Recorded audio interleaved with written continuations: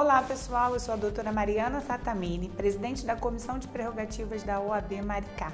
E essa aqui é a TV OAB, um programa idealizado para trazer conhecimento e informação para todo cidadão maricaense. No programa de hoje, nós vamos abordar sobre a pensão alimentícia, as especificidades do crédito alimentar, as consequências para o devedor e um tema de muita importância, que é a alienação parental. Quando a gente fala das especificidades do crédito alimentar, a gente está falando das duas variantes reconhecidas no binômio necessidade e possibilidade. O que é isso, doutora?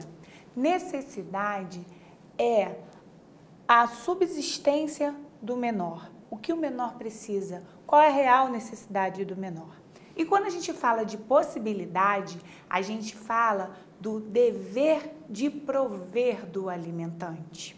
Na fixação da pensão alimentícia, busca-se o equilíbrio entre a possibilidade daquele que presta alimentos e a real necessidade do alimentando. Como assim, doutora?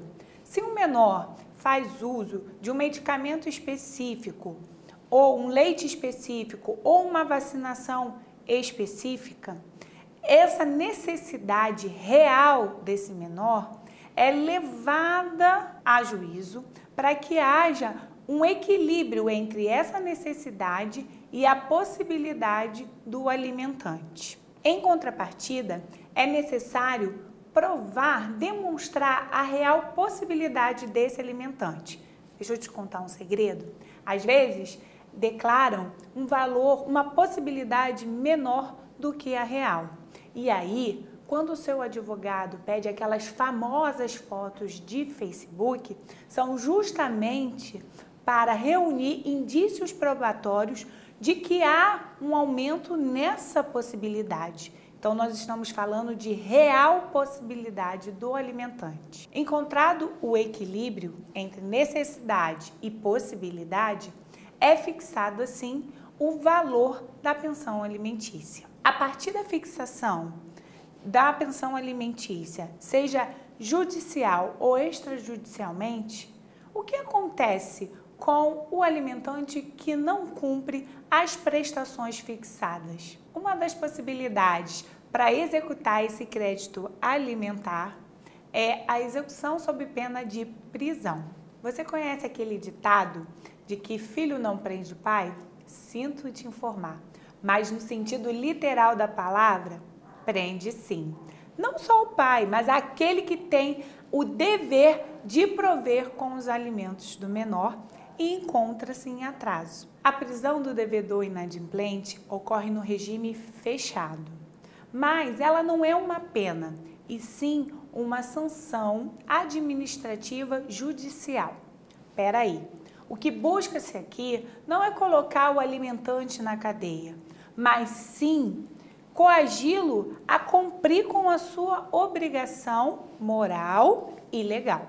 A partir do momento que essa obrigação é cumprida, o devedor é imediatamente solto. O débito que autoriza a prisão civil é aquele que compreende as 3 parcelas vencidas até o momento da distribuição da execução. A prisão deve ser cumprida em regime fechado, mas o devedor é separado dos presos comuns. O cumprimento da ordem de prisão não exonera o devedor das parcelas que estão vencidas e nem daquelas que estão vencendo e que irão vencer.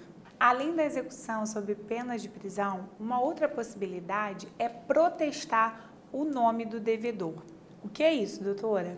É o famoso e popular sujar um nome, restringir as linhas de crédito. Principalmente nos dias de hoje, em que todos recorrem às linhas de crédito, essa pode ser uma medida realmente efetiva. Além disso, com a mudança no CPC, o devedor que trabalhar com vínculo empregatício, carteira assinada, pode sofrer um desconto de até 50% dos seus rendimentos líquidos. Como assim? Se ele já sofrer um valor de 30% de desconto dos rendimentos líquidos e estiver com um débito em aberto das parcelas anteriores, o juiz pode fixar que seja descontado até mais um pouquinho, até 20%. Dessa forma, o somatório total desse desconto pode chegar ao equivalente a 50% dos rendimentos líquidos do devedor da prestação alimentícia. Mais do que entender o sistema de alimentos, é necessário que as partes envolvidas entendam que muitas vezes esse problema é muito mais social do que jurídico. Muitas vezes, o valor que o alimentante presta é insuficiente para garantir a dignidade e a subsistência do menor. O genitor deve entender que essa quantia não é para a genitora do menor, mas sim para garantir as necessidades básicas do alimentando. A genitora deve compreender a real necessidade do alimentante e não desconfigurá-lo como figura paterna.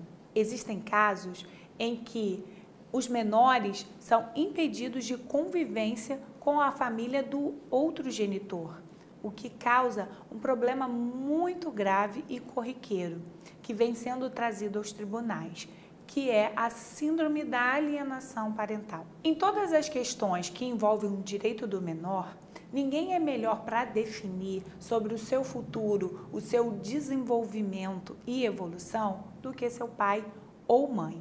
Por isso, uma via conciliatória sempre é muito mais eficaz. Durante os litígios judiciais com o envolvimento de menores, passou-se a perceber uma situação muito grave que vem envolvendo toda a relação de família, que é a síndrome da alienação parental. E para falar sobre isso, nós trouxemos aqui a doutora Milene Barbosa, psicóloga e especialista nessa área, que vai trazer uma abordagem mais ampla e específica sobre o assunto. Obrigada pela sua presença aqui, doutora Milene. E para esclarecer essa problemática, gostaríamos de perguntar quais são as consequências emocionais e psicológicas que muitas vezes esses menores enfrentam. Gostaríamos que a doutora abordasse o que é alienação parental e se ela é cometida somente pelos ex-cônjuges ou pais. Olá, meu nome é Milene, eu sou psicóloga. Respondendo a primeira pergunta da doutora Mariana, alienação parental é o nome dado ao comportamento dos familiares, né? Não somente pais, mas também avós, respondendo a segunda pergunta, dado aos familiares e aos pais para justificar o comportamento dos pais frente àquele genitor. Então, é quando os familiares se comportam de forma negativa para fazer com que aquele adolescente ou aquele menor se desvincule do genitor. Como podemos, doutora, identificar que o menor está nessa situação de alienação parental?